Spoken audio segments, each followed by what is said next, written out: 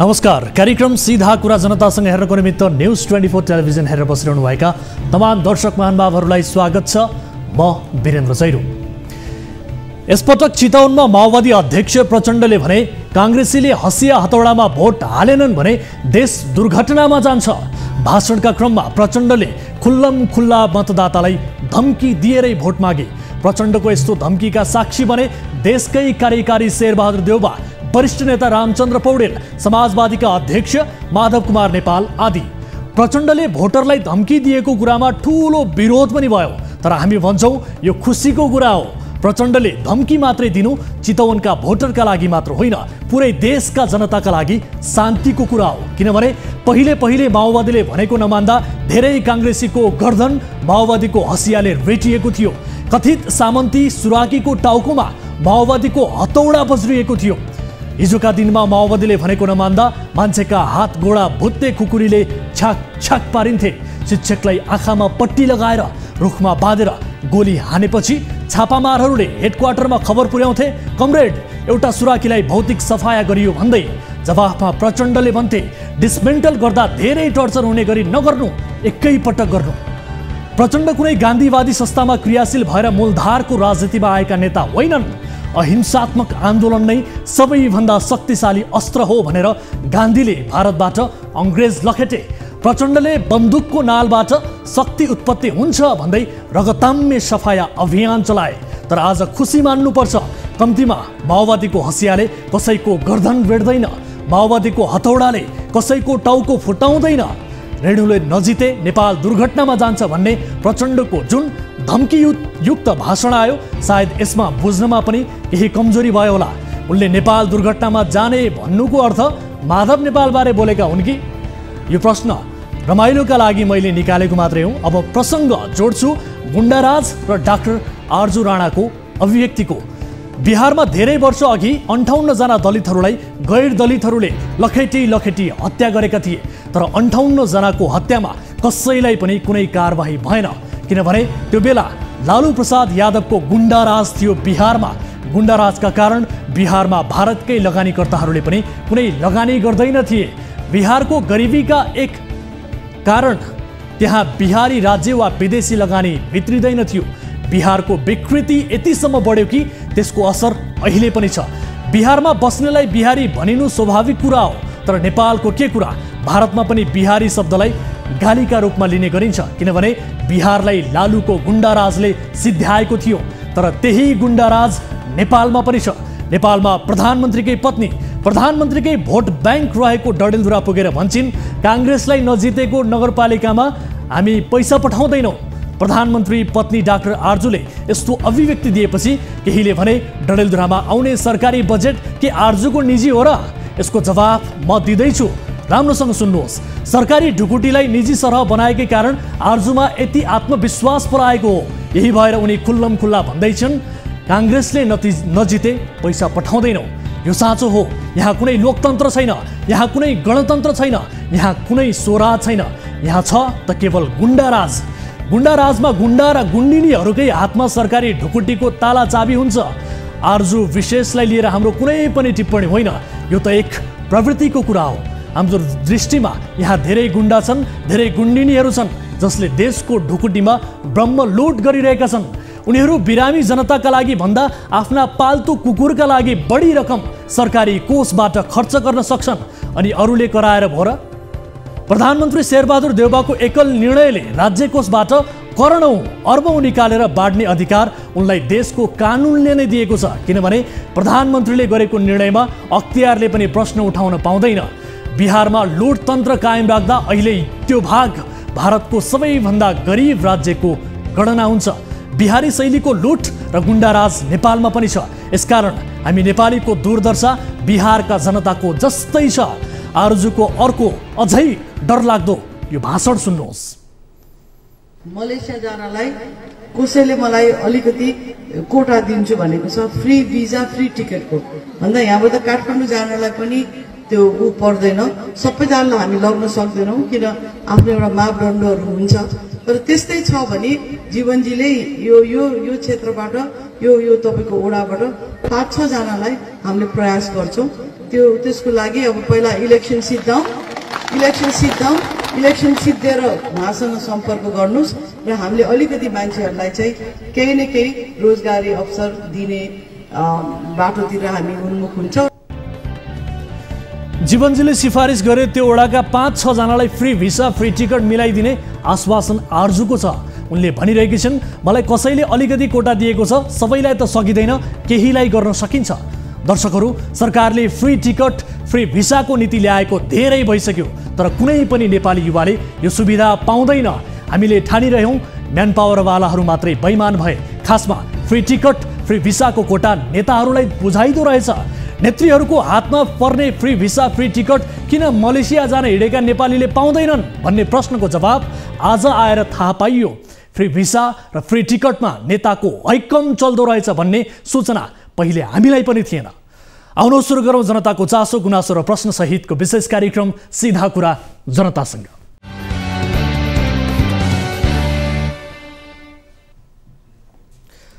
स्वागत छ दर्शक महानुभावहरू, कार्यक्रम सीधा कुरा जनतासँगको नयाँ श्रृङ्खलामा आज पनि उपस्थित भइसकेका छौँ।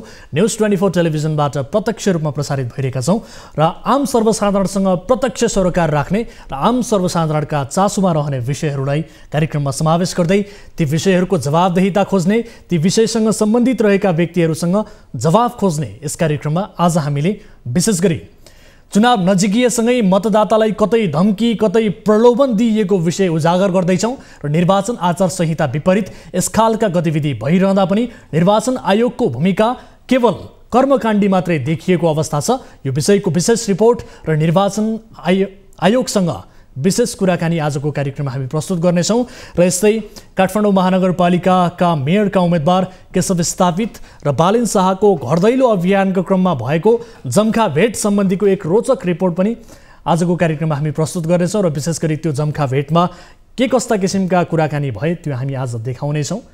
रोचक रिपोर्ट हामी प्रस्तुत गर्दैछौँ र यस्तै आजको कार्यक्रममा निर्वाचन आचार संहिता विपरीत मतदाताको भोट किन्न ओडा अध्यक्षको उम्मेदवारले पैसा बाँडेको विषय पनि हामी समावेश गर्नेछौँ। दाङको प्रसङ्गबारेको यो रिपोर्टसँगै आरोपित ओडा अध्यक्षसँग लाइभ कुराकानी गर्ने प्रयास पनि गर्नेछौँ र यस्तै आजकै कार्यक्रममा दाइजोमा मोटरसाइकल नदिए दुलही नस्वीकार्ने अड्डी नै कसेपछि दुलहाको हातमा हतकडी लागेको विषयको एक रिपोर्ट हामी प्रस्तुत गर्दैछौँ। विशेष गरी दाइजो प्रथाको यो घिनलाग्दो उदाहरण झापामा देखिएको छ र हामी यो देखाउँदैछौँ र यसबाहेक तपाईँ दर्शक महानुभावहरूसँगको प्रत्यक्ष कुराकानीमा जोडिनेछौँ, जसका लागि हाम्रो टोल फ्री नम्बर 1660 011 2424, यसै गरी एनसेल नम्बर 9801572424 र एनटिसी अर्थात् भाइबर नम्बर 9884 011 037 मा कार्यक्रम अवधिभर आफ्ना गुनासाहरू आफ्ना समस्याहरू राख्न सक्नुहुनेछ भन्दै कार्यक्रमको सुरुवात गरौँ ताली र गालीबाट।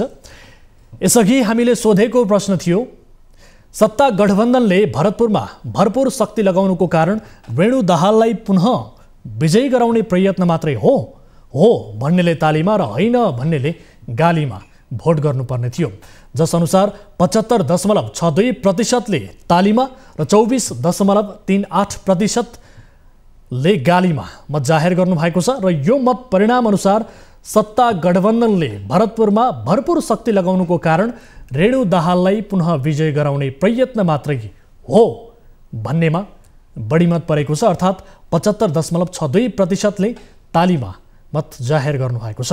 अब ताली र गालीका लागि आजको प्रश्न, पत्रकारका 5 संगठनलाई निर्वाचन आचार संहिता उल्लङ्घन गरेर अपिल जारी गरेको भन्दै निर्वाचन आयोगले 24 घण्टे स्पष्टीकरण सोध्नु ती संगठनका लागि लज्जाको विषय हो भन्नेले तालीमा र होइन भन्नेले गालीमा भोट गर्नुहोला। हाम्रो पात्रको एप्लिकेसनमा गएर ताली र गालीका लागि भोट गर्न सक्नुहुनेछ र भोटिङ सुरु हुन्छ अब। दर्शक महानुभावहरू, आजको पहिलो अनि महत्त्वपूर्ण विषयतर्फ यहाँहरूको ध्यानाकर्षण म यति बेला गराउन चाहन्छु। दाङको यो विषय छ, विशेष गरी पैसामा भोट किन्ने प्रयत्न त्यहाँ जनप्रतिनिधि ओडा अध्यक्षका उम्मेदवारले गरेका छन्। दाङमा एकजना उम्मेदवार छन् माओवादीका, उनी आफ्ना मतदाता कहाँ पुग्छन् र नमस्कार गर्दै भोट माग्छन्। घर दैलोमा रहेका यी उम्मेदवारको टोलीकी एक सदस्यले मान्छे हेरी 1000 वा 500 को नोट दिन्छन्। भोट माग्न आएका नेताले नोट दिएपछि सोझा सिधा मतदाताहरू मक्ख पर्छन्। आज नोट दिएर भोट किनेकाहरूले पछि आफूहरूबाटै त्यो रकम सावा ब्याज सहित असुल उपर गर्छन् भन्ने धेरैलाई एक्का नै हुँदैन। दाङको लमही एकका वडा अध्यक्षका उम्मेद्वार घनश्याम खनालको चुनावी अभियानमा पैसा बाडिएको प्रसङ्ग अबको रिपोर्टमा।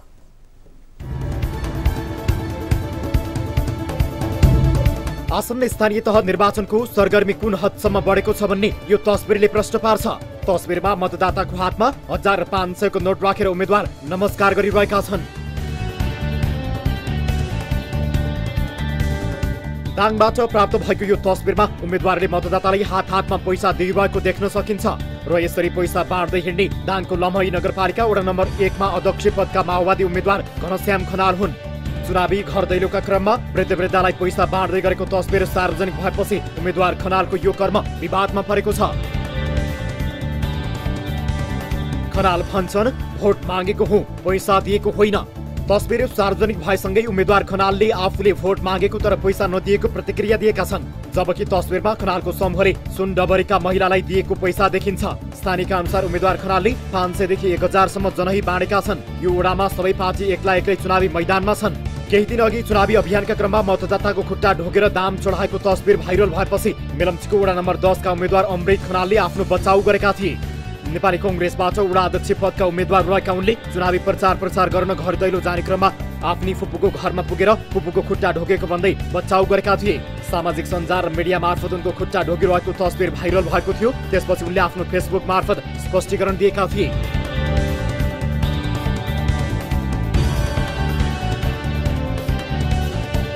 खनालले फुपूको खुट्टा ढोगे पनि फुपू स्वयं मतदाता हुन्। चुनावको मुखमा यसले राम्रो सन्देश दान्न भन्ने कुरासम्मको हेक्का उनले राख्न सकेनन्। तर स्थानीयले भने अरू मतदाताहरूलाई पनि पैसा चढाउँदै भोट मागिरहेको बताएका थिए। यी केही तस्बिरहरू त उदाहरण मात्रै हुन्। चुनावमा गरिब जनतालाई 2-4 पैसा दिएर मासु चिउरा खुवाएर वा रक्सी पिलाएर भोट किन्न सकिन्छ भन्ने मान्यताबाट उम्मेद्वारहरू ग्रसित छन् र उनीहरू अझै पनि यसखाले चुनावी विकृतिबाट मुक्त हुन सकेका छैनन्। दर्शकहरू, यस विषयमा थप कुराकानी गर्नका लागि जोडिनु भएको छ नेकपा माओवादी केन्द्रबाट लमही वडा नम्बर 1 को अध्यक्षका उम्मेद्वार घनश्याम खनाल हामीसँग जोडिनु भएको छ। घनश्यामजी, यहाँलाई स्वागत छ कार्यक्रम सीधा कुरा जनतासँगमा। धन्यवाद हजुर। अब एक हातले भोट अर्को हातले चाहिँ नोट, यो स्टाइल त गजब अपनाउनु भएछ आफ्नो वडामा। विशेष गरी यस्तो स्टाइल तपाईको मात्रै हो कि अरूले पनि यसै गरिरहेका छन्, के हो सर? अब यो विशेष गरी घनश्याम खनालको यहाँ जनताप्रतिको माया र जनताप्रति गरिरहेको कामले गर्दाखेरि मतदाताहरू जे म प्रति लामबद्ध भएर अघि बढिरहेको अवस्थामा म प्रति घनश्याम खनाललाई कसरी प्रोपोगन्डा रचेर नङ्गाउन सकिन्छ भन्ने कुरा एउटा चलाकी हो विपक्षी दलहरूको। किनकि म 2075 सालको स्थानीय चुनावमा 93 मत बदर भएर पनि 11 मतले हारेको उम्मेदवार पनि हो। मैले हारिसक्दा पनि म जनतासँग सधैँभरि जोडिरहेको व्यक्ति हुँ। ठिक छ, त्यो प्रसङ्ग तपाईँको पृष्ठभूमि तपाईँको ब्याकग्राउन्डमा हामी गएन।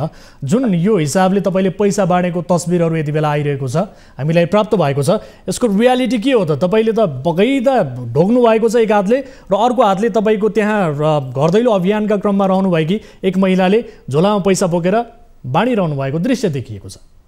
यो सरासर गलत हो सर। मैले हिजो बेला त्यहाँ यो मैले प्रचारको क्रममा त्यहाँनिर सुन्दरी भन्ने ठाउँमा वृद्ध आश्रम छ हाम्रो। त्यो वृद्ध आश्रममा 2टी महिलाहरू घरबार विहीन भएका महिलाहरूलाई त्यहाँनिर राखिएको छ। उहाँहरूलाई कोरोनाको समयदेखि विगत 2-4 वर्षदेखि नै मैले उहाँहरूलाई लालन पोषण गर्ने, लत्ता कपडाहरू दिने, भलन पोषण गर्ने, चामल नुन तेल जे दिन्छ औषधि उपचारहरू गर्दै म आइरहेको अवस्था हो। र उहाँहरूको मेरो मतदान स्थलमा मतदाता नावली पनि छैन, उहाँहरू मेरो भोटर पनि होइन। तर म उहाँहरूसँग एउटा आशीर्वादको लागि गइरहेको थिएँ, बाटो काट्न सकिन र बुवा आमाको आशीर्वादको लागि गइरहेको थिएँ। उहाँहरू मतदाता नभएको भए घर दैलोको यो चटारोमा तपाईँ किन जानुभयो त आश्रम? प्रश्न यहाँनिर छ। र सँगसँगै उम्मेदवार मान्छेले चुनावको 5 दिन अघि पैसा बाँड्दै हिँड्दै गरेको यो दृश्यले त समाजसेवा गरेको भन्ने कुनै अर्थ लाग्छ र भने? यो चुनावको आचार संहिताको कुरा छ, कुनै पनि हिसाबले यसरी पैसा बाँड्ने यस्ता किसिमका गतिविधिहरू यो शोभनीय त भएन, यसको अर्थ त अनर्थ नै लाग्यो नि सर, होइन? पैसा बाँड्ने भन्ने कुरा यो प्रोपोगन्डा हो सर। मैले कुनै बेला पैसा पनि बाँडेको छैन सर। पैसा त बगैदा हातमा देखिएको छ, यो झुट नबोल्नु होला। पैसा बगैदा हातमा देखिएको छ होइन, मेरो हातमा देखिएको छैन। मैले आमालाई एकदम नमस्कार गरेको छु, आदर गरेको छु, आशीर्वाद मागेको छु। मैले आमासँग उहाँले अँगालो पनि हालेको छु हैन। तपाईले नदिए पनि तपाईको सहयोगीले त दिनु भएको छ नि सर। होइन सर, यो एकदम प्रोपोगन्डा हो। तपाईको सहयोगीले दिनु भएको छ कि छैन यदि भन्नुस् न, के को मेरो सहयोगीले भन्दा पनि उहाँहरूलाई औषधि उपचारको लागि हैन, उहाँहरूलाई कुनै फलफुल खानको लागि एउटा आदर्श मानवताको नाताले दिने कुरा रह्यो। किनकि हामी मानवतामा गुज्रिरहेका मान्छेहरू हौँ, गरिब दुखीको सेवा गर्नको लागि हामी तत्परिरहेका मान्छेहरू हौँ, सधैँभरि गरिब दुखीलाई सेवा गर्नुपर्छ भन्ने कुरा हो। अब चुनावको प्रचार अभियानले गर्दा वृद्ध आमाहरूले उपचार पाउनु हुँदैन, वृद्ध आमाहरूले भोकै मर्नुपर्छ भन्ने कुरा तथ्य हो नि त। चुनावको अभियानमा उहाँहरूलाई मार्नुपर्छ भन्ने कुरा त्यसो होइन, तर यो गलत समय भयो। किनभने निर्वाचन आचार संहिताको कुरा चाहिँ यति बेला पैसा कुनै पनि ढङ्गले कुनै पनि उद्देश्य राखेर पैसा बाँड्न पाइँदैन भन्ने तपाईँलाई थाहा हुनुपर्ने। एटलिस्ट तपाईँ वडा अध्यक्षको उम्मेदवार हुनुहुन्छ, तपाईँले नमस्कार गर्दै गरेको अनि वृद्धहरूको हातमा 500-500 नोट पनि यति बेला देखिएको छ तस्बिरमा। यस्तो तस्बिर देखिसकेपछि त्यहाँ केही पनि भएको होइन।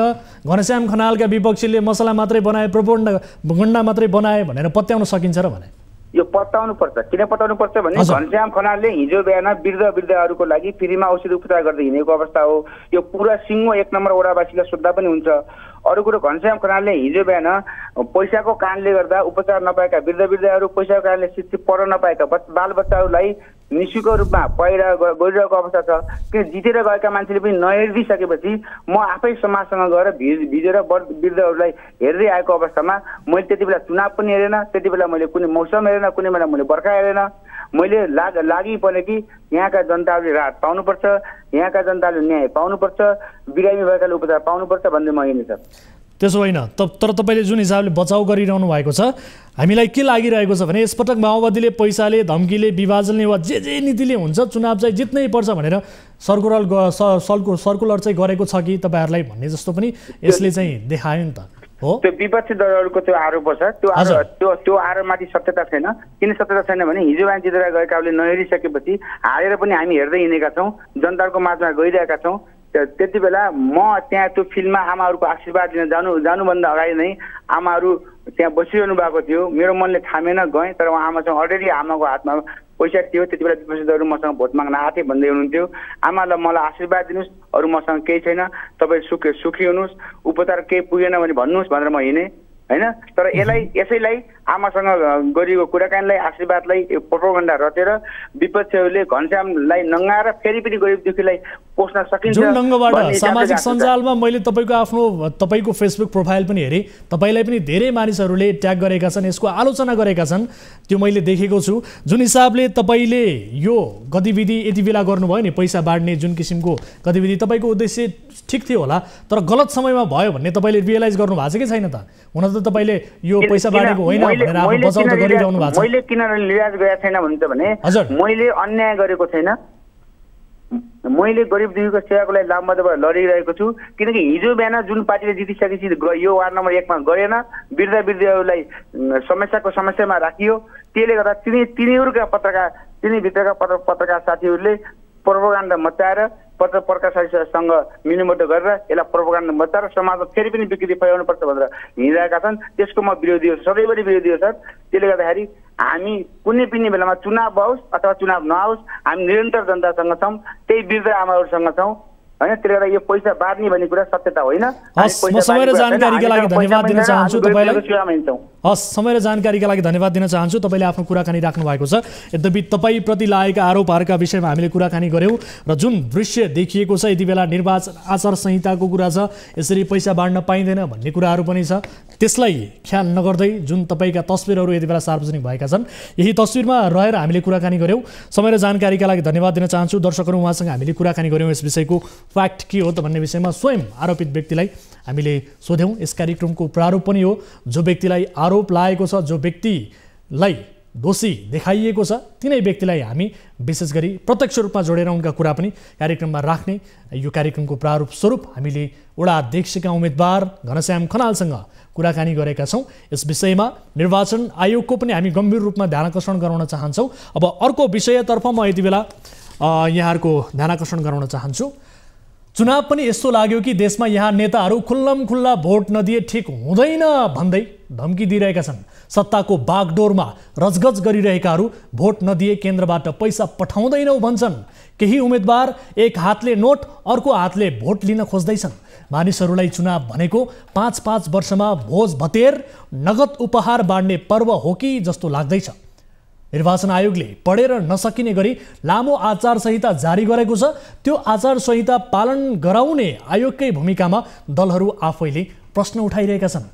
निर्वाचन आयोगको कर्मकाण्डी कारबाही प्रक्रिया र नेताहरूको धम्की तथा लालचवाला भोट माग्ने शैली कहाँ कति गैर कानुनी त?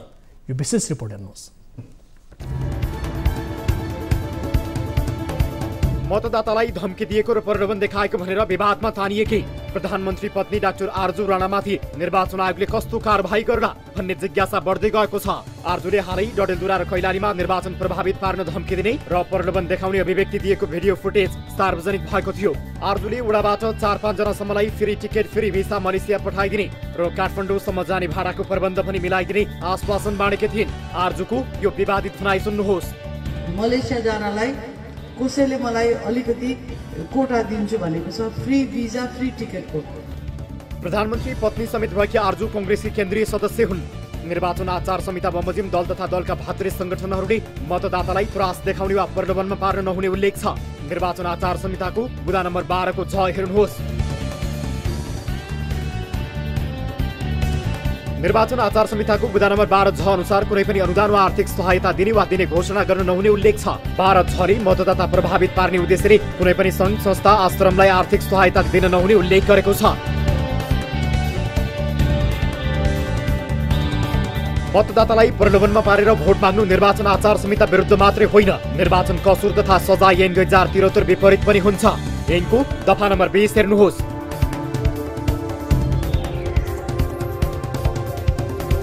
दफा 20 को उपदफा 1 को खण्ड घर चरे मतदातालाई धाक धम्की देखाएर लालच वा आर्थिक प्रलोभनमा पारेर निर्वाचनमा प्रभाव पार्न नहुने स्पष्ट पारेको छ। यो दफा हर कोही व्यक्तिलाई पनि लागू हुन्छ, अर्थात् आर्जुलाई पनि लागू हुने देखिन्छ। यस्तो अपराध गर्दा ऐनको उपदफा 4 बमोजिम 1 लाख रुपैयाँ जरिवाना र 2 वर्षसम्म कैद वा दुवै सजाय हुन सक्छ। यो देशमा कानुनी राज हुने हो भने आर्जुले निर्वाचन कसुर तथा सजाय ऐन 2073 को सामना गर्नुपर्ने हुन्थ्यो। ऐनमा भएको यो व्यवस्था अनुसार आर्जुले डडेलधुरा र कैलालीमा दिएको भाषण विरुद्ध तत्काल मुद्दा दर्ता हुन सक्ने देखिन्छ। राजनैतिक नेतृत्वको यसखाले विकृत अभिव्यक्ति विरुद्ध निर्वाचन आयोगले कस्तो एक्सन लिएला भन्ने आम जिज्ञासा छ। आयोगका प्रवक्ता शालिग्राम शर्मा पौडेलले आर्जु राणाको अभिव्यक्तिबारे आयोगको अध्ययन र कारबाही प्रक्रिया आफूलाई केही पनि जानकारी नभएको बताएका छन्। यद्यपि यस विषयमा आयोगले अध्ययन गरिरहेको र एक उपसचिवलाई सोको जिम्मेवारी दिएको खबरहरू सार्वजनिक भएका छन्। आयोगको भूमिकामाथि प्रश्नै प्रश्न। नेकपा एमालेका तर्फबाट काठमाडौँ महानगरपालिकाका मेयरका उम्मेद्वार केशव विस्थापित गत वैशाख 15 गते एक छात्रमाथि अश्लील शैलीमा प्रस्तुत भए। काठमाडौँको एक कलेजमा आयोजित कार्यक्रममा महिला प्रश्नकर्तामाथि उनी आक्रामक रूपमा प्रस्तुत मात्रै भएनन्, मिठो आरोपबारे सोधिएको प्रश्नमा छात्रालाई स्थापितले यु आर नाइस लेडी तर तपाईँको थुतुरो ठिक भएन भन्दै प्रश्नकर्तामाथि खनिएका थिए।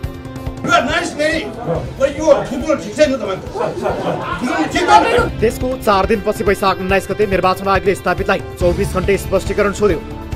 यतिमा स्थापित रोकिएनन्। 2 दिनपछि मेयरका प्रतिस्पर्धी बारेन शाहमाथि साम्प्रदायिक टिप्पणी गरे। त्यसपछि आयोगले पुनः अर्को 24 घण्टे स्पष्टीकरण त सोध्यो तर कुनै कारबाही गर्ने आँट गरेन। आयोगले चाहँदा उम्मेदवारी रद्ददेखि 1 लाख रुपैयाँसम्म जरिवाना गर्न सक्छ। निर्वाचन नजिकिएसँगै आयोगमा दिनहुँ जसो उजुरी परिरहेका छन्। तीमध्ये 47 जनालाई आयोगले स्पष्टीकरण सोधेको छ, जसमा सुदूरपश्चिम प्रदेशका मुख्यमन्त्री त्रिलोचन भट्ट सहित कांग्रेस नेता शेखर कोइराला समेत छन्। तर आयोगले स्पष्टीकरण सोध्ने बाहेक थप कुनै कारबाही गरेको छैन। प्रमुख प्रतिपक्षी दल नेकपा एमालेका अध्यक्ष केपी शर्मा ओली आइतबार पत्रकार सम्मेलन गर्दै आयोगको भूमिकाप्रति खनिए। अध्यक्ष ओली सुरुदेखि नै आयोगका क्रियाकलापमाथि प्रश्न उठाउँदै आइरहेका छन्। मतपत्रमा हरियो रङ प्रयोग गरिएको विषयमा समेत ओलीले सुरुमै आपत्ति जनाएका थिए। गठबन्धनका नाममा महिला सहभागिता कटौती भइरहँदा आयोगले मौनता साधेको भनेर पनि ओलीले आयोगको आलोचना गरेका थिए। दर्शक महानुभावहरू, यसरी निर्वाचन आचार संहिताको ठाडो रूपमा उल्लङ्घन भइरहेको अवस्था छ, तर निर्वाचन आयोग भने मूकदर्शक बनिरहेको छ र निर्वाचन आयोगको भूमिका स्पष्टीकरण सोध्ने तर थप कारबाही प्रक्रिया अघि नबढाउने यो कर्मकाण्डी प्रक्रिया मात्रै देखिएको अवस्था छ। र यही विषयमा थप कुराकानी गर्नका लागि हामी टेलिफोन सम्पर्क मार्फत जोड्ने प्रयास गरिरहेका छौँ निर्वाचन आयोगका सहप्रवक्ता सूर्य प्रसाद अर्याललाई। सहप्रवक्ताज्यू, यहाँलाई स्वागत छ कार्यक्रम सीधा कुरा जनतासँगमा। नमस्कार, धन्यवाद। हजुर, अब यो वा त्यो चुनाव चिन्हमा भोट नदिए देश चाहिँ दुर्घटनामा जान्छ है, होसियार भन्दै यति बेला भोट मागिरहेका छन्। यसरी चाहिँ भोट माग्नका लागि आचार संहिताले दिन्छ। सुरुवात मैले यहीँबाट गरेँ। अब यस्ता खालका यस्तै अथवा यस्तै प्रकृतिका कुनै पनि कुराहरू जुन मतदातालाई डर धाक अथवा अलिकति तर्साउने खालका जुन छन्, यस्ता कुरा हाम्रो आचार संहिताले अपेक्षा गर्दैन। हजुर, र ती आचार संहिताको खिलाफमा हुन्छन्। हजुर हजुर। अब एकजना काङ्ग्रेस नेत्रीले त केसम्म भन्नुभयो भने विशेष गरी काङ्ग्रेसले नजितेको नगरपालिकामा हामी पैसा पठाउँदैनौँ भनेर भन्नुभयो। यो अभिव्यक्ति धम्की हो कि होइन?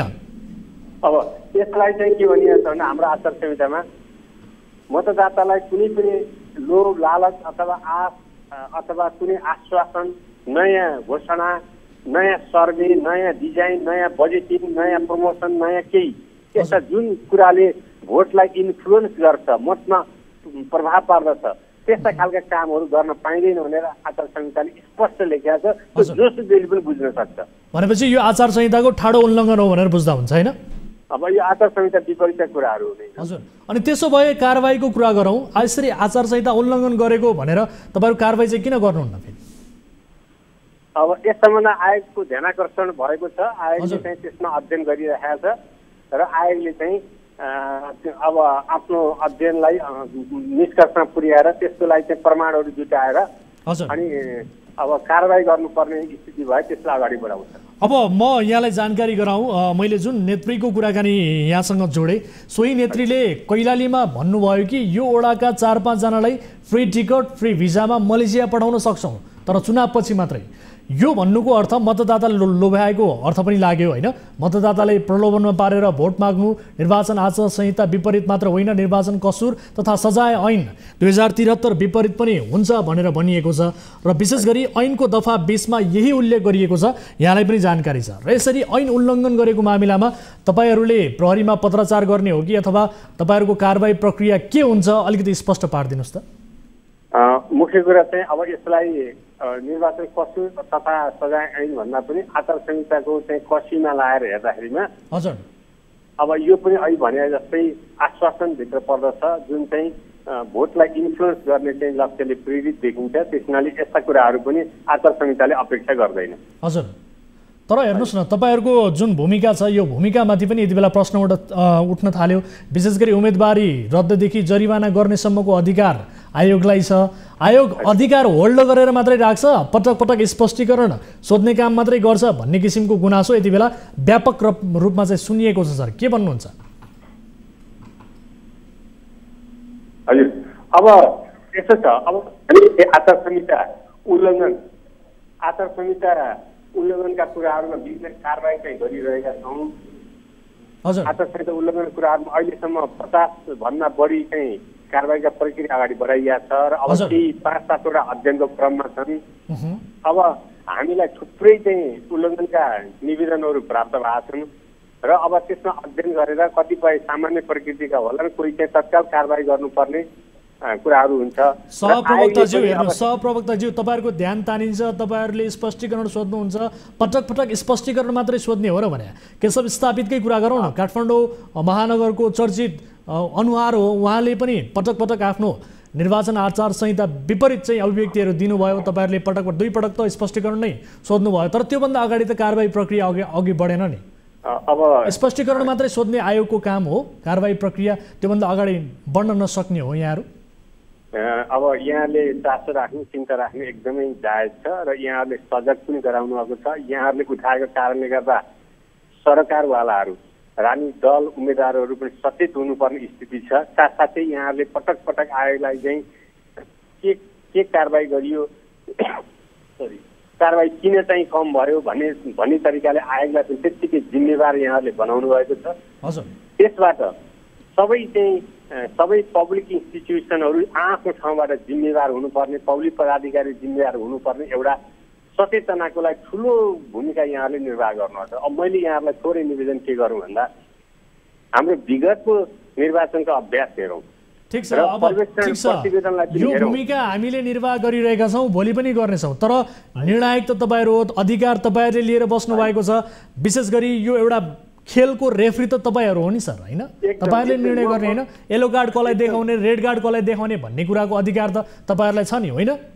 हो, एकदमै एकदमै तपाईँले भनेको कुरा त दुई मत छँदै छैन। त्यही तपाईँहरूको भूमिका देखिएन भने के सर? मैले थोरै कुरा के कुरा जोड्न लागेको भन्दा हामी कहाँ चाहिँ हाम्रो जस्तो मुलुकमा आचार संहिताको भायोलेन्सको डिग्रीको कुरा गर्दाखेरिमा अधिकतम भायोलेन्सलाई एकचोटि विगतका निर्वाचनका कुराहरूलाई हेरौँ त त्यो डिग्रीलाई 90 डिग्री मानियो भने अहिले बोलीले व्यक्त गरेका, भाषण व्यक्त गरेका कुराहरू बढी चर्चित बनिरहेका छन्। तिनलाई इथिकल इस्युबाट पनि हेर्नुपर्ने हुन्छ। मानिसमा कति नैतिकता छ छैन त्यो भन्ने कुरा एउटा नैतिक समाजले चाहिँ मूल्याङ्कन गर्ने विषय पनि हो। र नैतिक समाजमा एउटा प्रश्न अथवा एउटा पत्र काटिनु अथवा आचार संहिता उल्लङ्घन भयो भनेर फेरि चाहिँ दोहोऱ्याएर चाहिँ पत्र काट्नु पनि ठुलो इस्यु हुन सक्छ। त्यसैले हामीले त्यताबाट पनि हेर्नुपर्छ। र साथसाथै अब अहिले यही कुरालाई हामीले उम्मेदवारी रद्द गर्नेसम्मको कारवाही गऱ्यौँ भने भोलि योभन्दा बढी चाहिँ उल्लङ्घनका कुराहरू हुन सक्छन्। किनकि विगतका हामीले तपाईँहरूले अहिलेसम्म हालसम्म कहीँ कतै उम्मेदवारको चाहिँ रद्द गरेको कुनै घटना छ सर? बताइदिनुहोस् त। होइन, विगतमा त्यस्ता घटनाहरू हामीले केलाएर हेर्न पाइन सकिन्छ। अब गम्भीर खालका चाहिँ आचार संहिता उल्लङ्घनका बारम्बार चाहिँ आचार संहिता उल्लङ्घनका कुराहरू हुन्छन् भने त्यो हदसम्म आयोग जान सक्छ। तर हामी फेरि हरेक कुराहरूको के छ भन्दा आयोगले पनि निर्वाचन ऐन कानुन पालना गर्नुपर्छ। यो संस्था भन्दैमा चाहिँ जथाभावी कारवाही गर्ने कुनै कुरा हुँदैन। र कहीँबाट उजुरबाजी भइसकेपछि हरेकलाई चाहिँ कानुनी प्रक्रिया अनुसार स्पष्टीकरण पहिलो सोध्ने कर्तव्य हो। स्पष्टीकरण सोधेर चित्त बुझेन, प्रमाण जुट्यो भने अनि कारवाहीको हदसम्मको कारवाहीमा जान सकिने कुरा हो। त्यसैले अहिलेसम्मको कतिपयले एक्सक्युज गर्न छ, कतिपयले अब आइन्दा नगर्ने भन्नको छ। त्यो भनेको एक खालको चाहिँ के छ भन्दा उहाँहरूको त स्वीकारोक्ति पनि हुनसक्छ, उहाँहरूले अब भुलवश गरेको पनि हुनसक्छ। त्यसैले त्यो मौका सधैँ प्राप्त हुन्छ सबैलाई। त्यसैले स्पष्टीकरण सोधेर अनि उहाँहरूको जवाब चाहिँ कस्तो खालको आयो त्यसको आधारमा एकपटक होइन पटक तपाईँहरूले स्पष्टीकरण सोध्नु भएको छ। यति मात्र होइन, प्रतिपक्ष एमालेका अध्यक्ष केपी शर्मा ओलीले त आयोगमाथि चाहिँ सुरुदेखि नै प्रश्न उठाइसक्नु भएको छ। आज पनि उहाँले आफ्नो सम्बोधनका क्रममा आयोगमाथि गम्भीर रूपमा प्रश्न उठाउनु भएको छ। तपाईँहरूको कर्मकाण्डी, तपाईँहरू चाहिँ यो आयोग चाहिँ कर्मकाण्डी भयो भन्ने किसिमको आरोप उहाँले लगाउनु भएको छ। अब तपाईँहरूको पनि यो भूमिका हेर्दाखेरि चाहिँ सबैलाई ठिक्क पार्ने, सबैको चाहिँ भनौँ न एक हिसाबले सबैको छुच्चो किन बन्ने भन्ने किसिमको तपाईँहरूको मनसाय हो कि अलिकति यो समयमा अलिक बढी डेभलोमेटिक तपाईँहरू बन्न खोज्नु भएको हो कि के हो त सर? किनभने यहाँ तपाईँहरूको भूमिका जुन हिसाबले अगाडि देखिनुपर्ने थियो, खर रूपमा जुन तपाईँहरू प्रस्तुत हुनुपर्ने थियो, त्यो त देखिएन सर।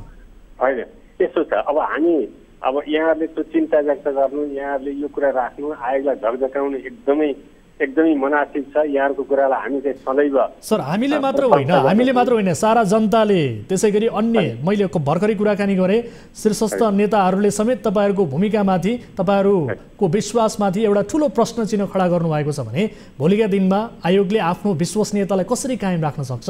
यो बडो गम्भीर प्रश्न यति बेला तपाईँहरूमाथि उठ्यो नि सर, होइन?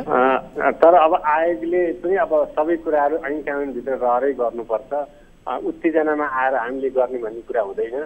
त्यसैले यहाँहरूले पनि झकझकाइराख्नुपर्छ, हामी पनि सचेत हुनैपर्छ। र आयोगले त्यो डिग्री अफ भायोलेन्सलाई हेरेर कारवाही गर्छ। र अहिलेसम्म आएका उजुरी र कारवाहीका अथवा यो आचार संहिता उल्लङ्घनका कुराहरू चाहिँ अब त्यो डिग्रीलाई हेर्दाखेरिमा मध्यम प्रकृतिकै छन्।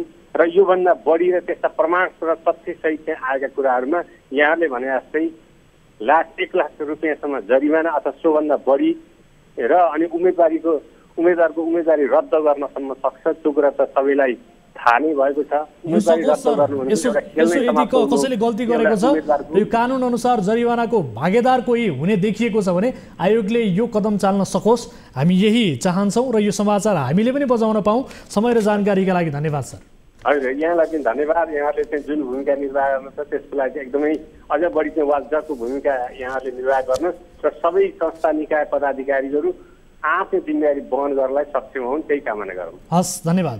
दर्शक महानुभावहरू, यस विषयमा हामीले कुराकानी गऱ्यौँ। ब्रेक अघि हामीले रिपोर्ट प्रस्तुत गरेका थियौँ र सोही विषयमा हामीले निर्वाचन आयोगका सहप्रवक्तासँग यसको जवाफ लिएका छौँ। निर्वाचन आयोगको भूमिकामाथि प्रश्न उठिरहेको सन्दर्भमा निर्वाचन आयोगले जारी गरेको आचार संहितालाई पालना गराउनका निमित्त अझ बढी कडा रूपमा आफ्नो भूमिका निर्वाह गर्नुपर्ने अवस्था देखिएको छ र सोही कारण हामीले एकपटक निर्वाचन आयोगलाई झकझकाएका छौँ र आगामी दिनमा आफ्नो भूमिकालाई अझ सशक्त बनाउनेछ भन्ने किसिमको अपेक्षा लिँदै यो विषयलाई थाती राख्छौँ।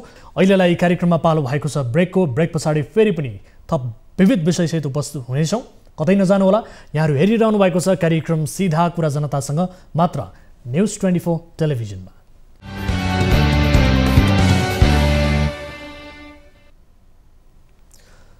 ब्रेकपछि स्वागत छ दर्शक महानुभावहरू। कार्यक्रम सीधा कुरा जनतासँगमा छौँ र कुनै पनि समस्यामा पर्नु भएको छ, कुनै पनि आपद विपदमा पर्नु भएको छ भने तपाईँले कार्यक्रममा प्रत्यक्ष रूपमा सहभागिता जनाउन सक्नुहुनेछ र विशेष गरी स्थानीय तहको निर्वाचनको समयमा तपाईँका गाउँठाउँमा भइरहेका गलत गतिविधिहरूबारे जानकारी पाउनु भएको छ। कतै मतदातालाई प्रलोभनमा पारेर मासु भात खुवाएर पैसा दिएर भोट किन्ने किसिमका गतिविधिहरू उम्मेदवारले गरिरहेका छन् भने त्यसबारेको जानकारी पनि तपाईँले हामीलाई गराउन सक्नुहुनेछ। तथ्य प्रमाण भिडियो खिचेर हामीलाई पठाउन सक्नुहुनेछ।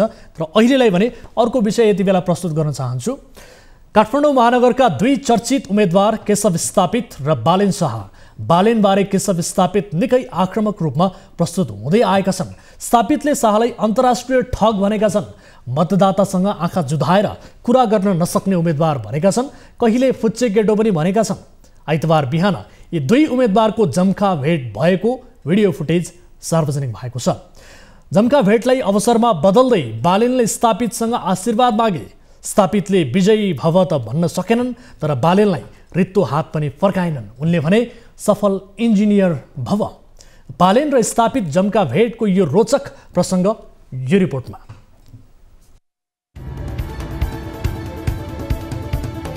काठमाडौँ महानगरमा मेयरका लागि दुई चर्चित उम्मेद्वार, एक नेकपा एमालेबाट केशव स्थापित र दोस्रो हुन् स्वतन्त्र उम्मेद्वार बालेन्द्र शाह बालेन। काठमाडौँमा अरू पनि धेरै मेयरको प्रतिस्पर्धामा छन्, तर चर्चा र विवादमा यी दुई प्रतिस्पर्धीले अरूलाई उछिनेका छन्। उम्मेद्वार भएको व्यक्तिले दिन नहुने अभिव्यक्ति दिएको भनेर केशव स्थापितलाई निर्वाचन आयोगले दुई पटक स्पष्टीकरण सोधिसकेको छ। स्थापित र बालेन शाह बाबु छोरा उमेरका छन्। उमेरको हिसाबले पनि युवा जोशका बालेन शाह आक्रामक हुनुपर्ने हो, तर उनी शान्त र स्थापित बढी आक्रामक जस्तो देखिन्छन्। स्थापितले यसबीच बालेन शाहमाथि धावा बोल्दै भनेका थिए बालेन शाह अन्तर्राष्ट्रिय ठग हुन्। हिजो के कुरा पुर्याउनु यहाँको सारे हेर्नु मधेसतिरको सारे छ। हेर्नुहोस् त, सुरुवातमै ठग कुरा गर्ने मान्छेलाई त्यहाँ ल्याएको हालत के हुन्छ भने सुरुवातमै ठग, क्या दर्तावाद ठग। सबै काठमाडौँवासीले ढाँट पाइने म मधेसको मान्छे भनेर आँट गरेर आउनु पर्दैन। आँट साँट केही पनि छैन। अब जहिले पनि चस्मा छोड्दैन भनेको जनतासँग आँखा जुधाएर हेर्ने ताकत धेरै हुन्छ। अब यस्तो मान्छे चुनावी प्रतिस्पर्धामा जातको कुरा, रङको कुरा, क्षेत्रको कुरा, धर्म र लिङ्गका कुरा निकाल्न पाइँदैन। उनले बालेनका बारेमा भनेका थिए बालेनले आफूलाई ठकुरी शाह हुँ भन्थे, तर उनी त मधेसका शाह रहेछन्। आफू मधेसको हुँ भनेर आउन पनि नसक्ने हिम्मत बिनाका मान्छे रहेछन्। मतदातासँग आँखा जुदाएर कुरा गर्न नसक्ने भएकाले कालो चस्मा लगाएको भनेर पनि स्थापितले बालेनबारे टिप्पणी गरेका थिए। तर मङ्गलबार बिहान सेना मङ्गलमा भइरहेको घर दैलो कार्यक्रममा स्थापित र बालेनको जम्का भेट भयो।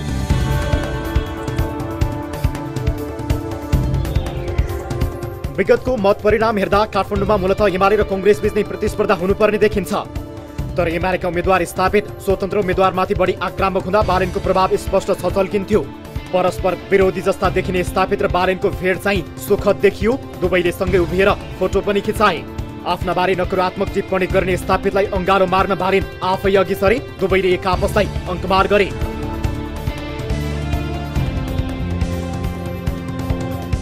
स्थापितलाई बुबा सरह र सृजना सिंहलाई आमा सरह मान्ने र उनीहरूको ज्ञानी छोरा श्रवण कुमार बनेर दुवैको सपना पूरा गर्ने अभिव्यक्ति दिँदै आएका बालेनले स्थापितसँगको भेटलाई मौकामा बदल्दै भने मलाई आशीर्वाद दिनुहोस्। स्थापित पनि चलाखीमा केही कम देखिएनन्। उनले विजयी भव भन्ने आशीर्वाद दिएनन्। सफल इन्जिनियर भव भन्दै जम्का भेटलाई बढी रोचक बनाए।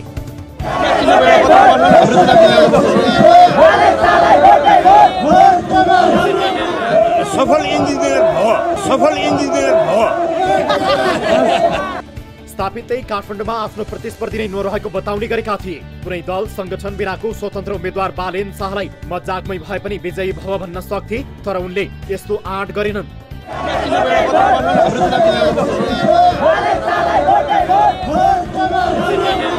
सफल इन्जिनियर भयो। दल तथा उम्मेद्वारहरूको यस्तो घर दैलो कार्यक्रम पर्सि 27 गते राति 12 बजेसम्म जारी रहनेछ। दर्शक महानुभावहरू, यो रोचक रिपोर्ट हामीले यहाँहरू समक्ष प्रस्तुत गर्यौँ। विशेष गरी घर दैलो अभियानका क्रममा चाहिँ काठमाडौँ महानगरपालिकाका चर्चित यी उम्मेदवारको अनुहार बीच जम्काभेट भएपछि के भएको थियो त्यो समग्र विषयवस्तु रिपोर्टमा समावेश गरेका छौँ। र यति बेला भने कोही दर्शक हामीसँग जोडिनु भएको बारे मैले जानकारी प्राप्त गरेको छु। कुनै पनि समस्या पर्नु भएको छ भने तपाईँले 1660 011 2424, यसै गरी एनसेल नम्बर 98 015 7 2424 र एनटिसी अर्थात् भाइबर नम्बर 98 84 011 037 तपाईँका लागि खुला छ। आफ्नो समाजमा वरपर भइरहेका गतिविधिबारे र विशेष गरी स्थानीय तहको निर्वाचनका बेलामा चाहिँ भइरहेका केही गलत गतिविधिबारे जानकारी पाउनु भएको छ भने तपाईँले हामीले जानकारी गराउनुहोला निर्धक्कका साथ। कोही दर्शक हाम्रो टेलिफोन लाइनमा हुनुहुन्छ। नमस्कार, को बोल्दै हुनुहुन्छ, कहाँबाट? हजुर नमस्कार, कहाँबाट को बोल्दै हुनुहुन्छ? म सुमित्रा तामाङ हो सर। नमस्कार सर। सुमित्राजी कहाँबाट भन्नुभयो? मेरो घर चाहिँ खास दोलखा हो होइन सर, दोलखा जिल्ला बुलुङ। ए हजुर।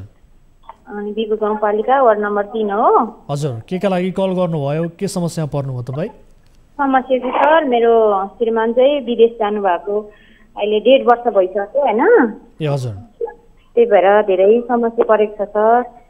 अनि अहिलेसम्म पैसा पनि पठाउनु भएको छैन सर, अहिलेसम्म काम पनि पाएको छैन, केही सबै समस्या छ होइन सर। ए हजुर। तपाईँको श्रीमान कुन अवस्थामा हुनुहुन्छ अहिले? काम पाउनु भएको छैन उहाँले? काम पनि पाएको छैन सर। अनि कुन देश जानुभएको हो? हजुर, कुन देश जानुभएको तपाईँको श्रीमान? दुबई जानुभएको सर। दुबई जानुभएको? हजुर। अनि के कामका लागि जानुभएको? श्रम स्वीकृति लिएरै जानुभएको हो कि अथवा भिजिट भिसामा जानुभएको हो कि के हो त? खै सर, त्यो चाहिँ मलाई पनि थाहा भएन। अब भिजिट भिसामा जानुभएको हो कि त्यो के मलाई त्यसमा नै थाहा छैन होइन सर। हजुर। पहिला चाहिँ यो के भने उनीहरू कतारको लागि जाने भनेर के हो क्लब के भन्नेमा कतार जाने भन्नुहुन्थ्यो। त्यतिखेर मेरो बच्चा सानो थियो, म त्यतिखेर सुकेरी थियो। म त्यस्तै 2 हप्ताको जतिको सुकेरी थियो। अनि त्यसपछि कतार जाने भनेर काठमाडौँ आउनुभयो उनीहरू पासपोर्ट एप्लाई गर्नु भनेर कम्पनीमा। अनि त्यसपछि फेरि कतारमा के कुरा मिलेन त। त्यसपछि अनि के भन्ने देशमा के टर्की भन्ने देशमा उनीहरूले पासपोर्ट एप्लाई गर्नुभएछ होइन सर। हजुर। अनि टर्की भन्ने देशमा एप्लाई गर्दाखेरि अनि त्यसपछि उनीहरूलाई 50-50 हजार पैसा डिपोजिट राख्नुपर्ने भनेर त्यो एजेन्टले त्यस्तो भन्नुभएछ होइन। अनि त्यसपछि फेरि अनि उनीहरूले 50 हजार पैसा राख्ने दिनमा चाहिँ हाम्रो गाउँकै एकजना हेमराज तामाङ भन्ने हुनुहुन्थ्यो। अब हाम्रो छोरा भतिजहरै पर्ने। अब ऊ चाहिँ अब अलिकति अब अलिक ठुलो खालै भनौँ न, अलि नेता यताउता पालिकाको सभापति भएको मान्छे हो होइन। हजुर। अनि त्यसपछि उसले भनेछ काका मेरो मान्छे छ, मेरो आफन्त छ, त्यहाँबाट जानुहोस् तपाईँहरू जान सक्नुहुन्छ। यो के टर्की भन्ने देशमा त राम्रो हुँदैन रहेछ, मैले सबै हेरिसक्यो भनेर उसले त्यसो भन्नुभएछ होइन।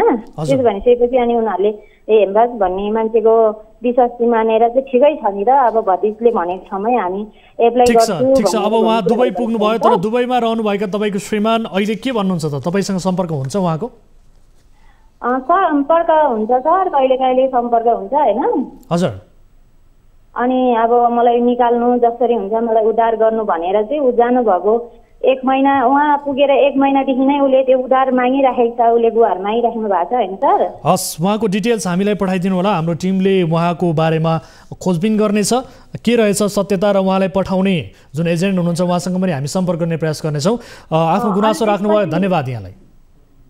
ए हस् सर। अनि राम पाण्डे भन्ने मान्छेलाई दिनुभएछ क्या हेमराज भन्नेले चाहिँ? हस् ठिक छ, तपाईँले डिटेल्स पठाइदिनु होला, हाम्रो टिमले तपाईँलाई सम्पर्क गर्नेछ, त्यस पछाडि हामी मद्दत गर्ने कोसिस गर्नेछौँ। अहिलेको लागि छुट्टिन्छौँ है त।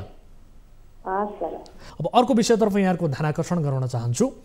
विवाहमा दाइजो पनि यसरी मागिन्छ कि मानौ त्यो कसैको अधिकार हो, अझ तराईमा त दुलहाको योग्यता र सिप वा जागिरको तह अनुसार दाइजो निर्धारण हुन्छ। झापामा एक युवकले विवाहको मण्डपमै दाइजोमा मोटरसाइकल नपाएको भनेर हङ्गामा गरेका छन्। सामाजिक चेतनाको स्तर यो हदसम्म दयनीय भएपछि छोरी चेलीको जीवन कसरी सुखमय र सुरक्षित हुन्छ होला?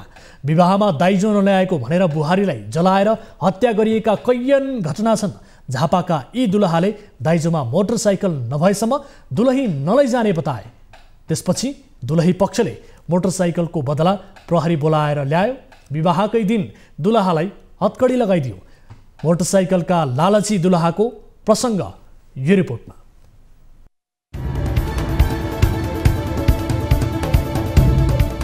आफ्नै विवाहको दिन आफ्नै हातमा हत्कडी हो। दर्शकवृन्द, विवाहमा मोटरसाइकल दाइजो माग्ने झापा गाउँपालिका 4 का डेभिड गनगाईको हातमा हत्कडी लागेको हो।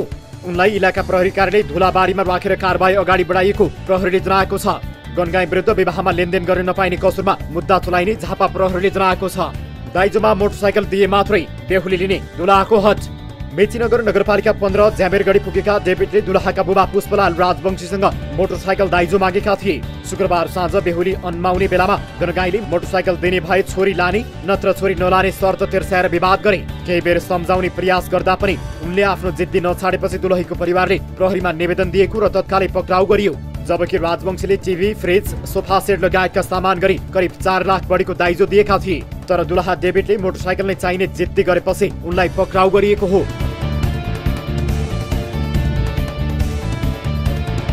राजवंशीले शुक्रबार नै दुईवटी छोरीको एकसाथ विवाह गरिदिएका थिए। एउटी छोरी अन्माएर पठाएपछि राजवंशीले अर्की छोरी अन्माउने तयारी गरेका थिए। सोही बेला डेभिडले मोटरसाइकलको माग राखेर हट गरे। बेहुली अन्माउने बेला मन्जुरी तोडे बेहुला पक्षले। दुलहीका परिवारका अनुसार गनगाई छोरी माग्न आउँदा बखत नै दाइजोमा मोटरसाइकल दिन सक्दैनौ भनेर प्रश्न पारेका थिए। केटी पक्षबाट प्रश्न पारिएपछि केटा पक्ष पनि यो कुरामा मन्जुर भएका थिए।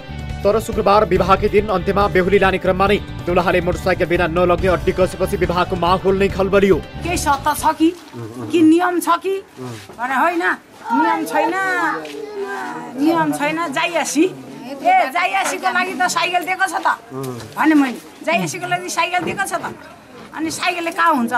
अनि साइकलले हुँदैन भने कत्रो वर्ष तैँले विदेशमा खटिस् एउटा बाइक किन्नु सकिनस्? 2-2 छोरी बिहे गर्दाखेरि खोसेको आन्द्रा धोए जस्तो पो हुँदैछ त। त्यो उनीहरूले चाहिँ नि बाइकैको विषय वस्तुलाई लिएर बाइकै चाहिन्छ भने त्यो पहिले नै शर्त गर्नुपर्ने हुन्थ्यो। के तपाईँको छोरीलाई हामीले बाइक दिने हो? विदेशमा रहँदा सामाजिक सञ्जाल मार्फत चिनजान भएपछि गनगाई र राजवंशी युवतीको प्रेम बसेको थियो। त्यसपछि उनीहरू विवाहसम्मको अवस्थामा पुगेका थिए। तर दुलहाले अन्तिममा मोटरसाइकल माग गरेपछि यी दुवैजनाको सम्बन्धमा समस्या उत्पन्न भयो। दुलहा पक्षबाट भएको यो हरकत निन्दनीय भएकाले यस्तो क्रियाकलाप गर्नेलाई कानुन अनुसार दण्डित गर्नुपर्ने स्थानीय समाजसेवीहरूले आवाज उठाएका छन्। केटा पक्षले यो दाइजो मागिरहँदाखेरि अत्यन्त दुःखदायी कुरा आयो र कुनै पनि समुदायमा कुनै पनि जातिमा नेपाली जो हामी नेपालमा बस्छौँ नेपालीहरूले यो दाइजो प्रथाको चाहिँ अन्त्य गर्नुपर्छ। दाइजो प्रथाको नाममा पीडा भोग्ने झापा मेचीनगरका पुष्पलाल राजवंशी त एक प्रतिनिधि पात्र मात्रै हुन्।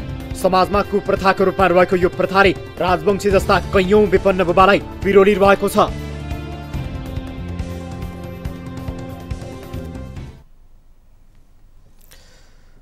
दर्शक महानुभावहरू, यो दाइजो प्रथाको कुरूप नमुना रिपोर्ट मार्फत हामीले दर्शकहरूलाई देखाएका छौँ र यस विषयमा हामीले पुष्पलाल राजवंशीसँग कुराकानी गर्ने तय गरेका थियौँ, तर समय अभावले उहाँसँग कुराकानी गर्न सकेन। खैर, रिपोर्ट मार्फत धेरै कुराहरू हामीले दर्शाइसकेका छौँ। यो उदाहरण, दाइजो कुप्रथाको उदाहरण हामीले प्रस्तुत गरेका छौँ र जानकारीमा आए अनुसार जो हिरासतमा पुगेका छन् दुलहा, उनी विरुद्ध म्याद थप गरेर प्रहरीले थप अनुसन्धानका लागि म्याद थप गरेको र अनुसन्धान प्रक्रियालाई अघि बढाइरहेको भन्ने किसिमको जानकारी हामीले प्रहरीबाट पाएका छौँ। यो विषयलाई यही थाती राख्छौँ। आजलाई यिनै विषयहरू प्रस्तुत गर्दा गर्दै कार्यक्रमको निर्धारित समय सकिएको छ। कुनै आपद विपदमा पर्नु भएको छ, एकपटक फेरि म यहाँलाई हामीसँग जोडिने माध्यमबारे जानकारी गराउन चाहन्छु। 1660 011 2424 हाम्रो टोल फ्री नम्बर रहेको छ। यसै गरी 98 015 7 2424 एनसेल नम्बर र 98 84 011 037 भाइबर नम्बर रहेको छ, एनटिसी नम्बर रहेको छ। कुनै पनि समस्या पर्नु भएको छ भने 24 घण्टा हाम्रो 24 हेल्प डेस्कमा तपाईँले आफ्ना समस्याहरू टिपाउन सक्नुहुनेछ भन्दै आजका लागि कार्यक्रम सीधा कुरा जनतासँगबाट म वीरेन्द्र जैरू बिदा हुन्छु। नमस्कार।